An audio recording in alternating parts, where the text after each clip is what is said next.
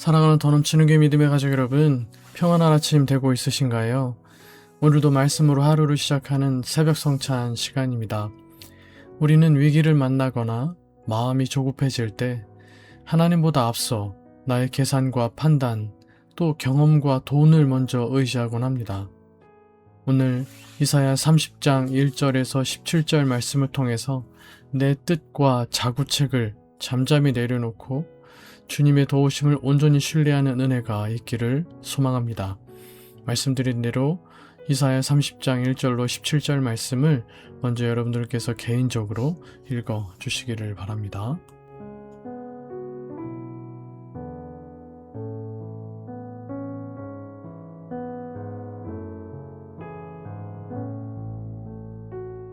네, 오늘 본문을 통해 우리가 위기의 순간, 우리가 진짜 신뢰해야 할 분이라는 제목으로 함께 말씀을 묵상해 보도록 하겠습니다. 먼저 매일 성경 순에 나오는 성경 이해를 통해서 오늘 본문 말씀의 전체적인 내용을 살펴보도록 하겠습니다. 하나님께 묻지 않고 이집트와 손잡은 지도자들을 향해 하나님은 이를 죄에 죄를 더하는 일이라고 꾸짖으십니다. 험한 광야를 지나 보물을 바치며 도움을 사려했지만 하나님이 보신 이집트는 결국 맥 못 쓰는 바다괴물 라합일 뿐이었습니다. 유다가 붙든 외교적 해법은 결국 도움 대신 수치와 모욕으로 돌아올 것입니다. 백성은 선견자들에게 바른 말 대신 듣기 좋은 거짓을 요구하며 거룩하신 하나님을 삶에서 밀어내려 했습니다. 하나님은 그들의 이런 완고함이 금이 간 담벼락처럼 한순간에 무너질 것이라고 경고하십니다. 그들이 의지하던 모든 방어벽은 산산이 깨진 토기처럼 흔적도 없이 부서질 것입니다.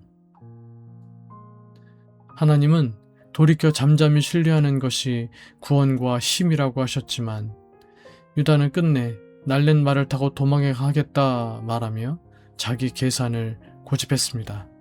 그 결과 그들은 대적한 사람 앞에서도 무너져 흩어지는 비참한 처지에 이르게 됩니다.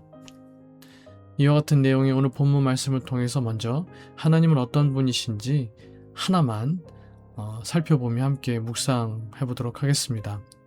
1절에서 7절의 말씀, 유다의 지도자들이 아수르의 위협 앞에서 하나님께 묻지도 않고 이집트와의 동맹이라는 자구책을 선택하자 그들을 패역한 자식들이라 부르시며 책망하십니다. 그리고 그들이 선택한 이집트의 그늘이 그들의 수치가 될 것이라고 경고하십니다. 아수르가 점령한 해안도로를 피해 거칠고 험한 네겝 지역을 지나 어렵사리 애굽에 이르러 이집트에 이르러 선물을 바쳐도 남유다에게 무용할 것입니다. 아무 소용이 없을 것이다 라는 말입니다. 이집트는 이미 무기력한 라합에 불과하기 때문입니다. 여기서 라합은 기생 라합이 아니라 고대 근동신화에 등장하는 바다의 거대한 용 또는 혼돈의 괴물을 뜻하는 리워야단의 다른 이름입니다. 그런데 하나님은 이 라합을 가만히 앉은 라합이라고 말씀하십니다. 겉모습은 위험 있고 무시무시하며 엄청나게 강해 보이지만 실상은 정작 결정적 순간에는 손 하나 까딱하지 않고 자리만 차지하고 앉아 아무런 도움도 주지 못하는 무능한 존재라는 것입니다. 적용. 우리는 위기의 순간에 가장 먼저 어디로 달려갑니까? 거대하고 안전해 보이지만 정작 결정적일 때 아무 도움도 주지 못하는 가만히 앉은 라합과 같은 존재를 우리는 신뢰하고 또 의지하고 있지는 않습니까? 강력해 보이는 이집트의 군마가 우리를 지켜줄 수 없음을 직시하고 주님의 도우심을 먼저 구해야 합니다. 나에게 주시는 교훈은 무엇입니까? 8절에서 14절.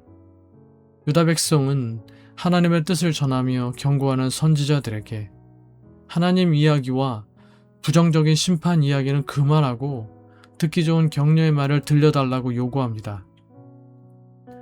말씀을 업신여기는 그들은 이집트에 보낼 선물을 마련하기 위해 백성을 압박하면서 애굽에 의존하는, 이집트에 의존하는 허망한 외교 정책을 고집합니다. 하나님은 그런 그들에게 심판을 선언하십니다. 토기장이가 그릇을 깨뜨리듯 하나님께서 그들을 부수시면 유다에는 아궁이에 불을 붙일 파편 하나도 남지 않을 것입니다. 말씀이 거슬려 말씀을 거스른 결과입니다. 듣기에 불편하더라도 우리는 말씀에 귀 기울여야 합니다. 우리의 죄, 곧 하나님을 향한 교만함과 이웃을 향한 잔혹함을 일깨우는 말씀이기 때문입니다. 삼키게 쓴 말씀이 우리를 살리는 약임을 잊지 맙시다. 적용, 설교나 성경 말씀을 읽을 때, 또 이렇게 새벽 성찬 말씀을 묵상할 때 나의 죄를 지적하거나 삶의 변화를 촉구하는 불편한 말씀을 은연중에 회피하고 있지는 않습니까? 내 뜻을 고집하기 위해 하나님의 말씀이나 주변의 진솔한 조언을 묵살하고 자주 내 방식대로 밀어붙이는 영역은 어디입니까? 15절에서 18절, 하나님 없이 붙든 자구책은 끝내 무너집니다. 하나님은 빠른 길보다 잠잠히 신뢰하는 바른 길을 말씀하십니다. 남보다 늦었자고 조급해하지 말고 더 나아져야 한다는 강박에 끌려가지도 맙시다. 고난과 삶의 위기 가운데서도 주님의 계획 가운데 있다는 확신으로 한 걸음씩 헤쳐나갑시다. 적용, 남들보다 뒤처진다는 불안감이나 상황을 빠르게 해결해야 된다는 조급함 때문에 하나님의 때를 기다리지 못하고 있지는 않습니까? 내 힘으로 상황을 통제하려는 시도를 내려놓고 잠잠히 신뢰하는 영적 침묵을 누리고 있습니까? 오늘 묵상을 마무리해 보려고 합니다. 위기의 순간 우리는 무엇인가를 붙잡으려 합니다. 더 빠른 방법을 찾고 더 강한 사람을 의지하고 내가 할 수 있는 것을 총동원해 상황을 통제하려 합니다. 그러나 오늘 본문은 우리에게 묻습니다. 네가 지금 진짜 신뢰하고 있는 것은 무엇이냐? 이집트는 강해 보였지만 가만히 앉은 라합에 불과했습니다. 사람의 계산과 세상의 방법은 결정적인 순간에 우리를 구원하지 못합니다. 또한 우리는 듣고 싶은 말씀만 골라 들을 때가 있습니다. 그러나 나를 불편하게 하고 죄를 깨닫게 하며 돌이키라고 말씀하시는 하나님의 말씀이 오히려 나를 살리는 말씀입니다. 그러므로 위기의 순간일수록 내 계산을 내려놓고 하나님께 돌아가야 합니다. 하나님은 말씀하십니다. 돌아와 잠잠히 있어야 구원을 얻고 잠잠하고 신뢰하여야 힘을 얻는다. 빠르게 해결하는 것이 믿음이 아닙니다. 하나님을 신뢰하며 하나님의 때를 기다리는 것이 믿음입니다.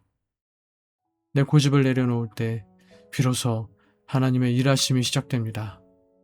오늘 하루 세상 헛된 그늘이 아닌 전능하신 하나님의 그늘 아래 머물며 오늘도 불안과 조급함에 끌려가지 말고 하나님보다 앞서가려는 마음을 내려놓고 주님의 때를 잠잠히 기다리는 참된 승리자가 되시기를 주님의 이름으로 축복해 드리겠습니다. 세 가지 기도 제목을 드리겠습니다. 첫 번째, 위기의 순간마다 사람과 세상의 방법보다 하나님을 먼저 찾고 하나님만 의지하게 하소서. 두 번째, 듣기 좋은 말씀만 찾지 않고 불편한 말씀에도 순종하게 하소서. 우리의 죄를 깨닫게 하시는 말씀에 겸손히 반응하게 하소서. 세 번째, 조급함과 내 계산을 내려놓고 잠잠히 하나님을 신뢰하며 하나님의 때와 계획을 믿으며 기다릴 수 있게 하여 주시옵소서 기도하는 이 아침 되시기를 바라겠고, 계속해서 우리가 늘 기도하고 있는 대로 우리 교회의 영적인 성장과 또 건강한 수적 성장을 위해서 여러분 기도해 주시고, 우리 믿음의 가족들 서로를 위해서 또 저를 위해서 여러분들의 개인적인 기도 제목들 위해서 기도하시다가 또 일상의 삶을 힘차게 시작하실 수 있는 이 아침 되시기를 바라겠습니다.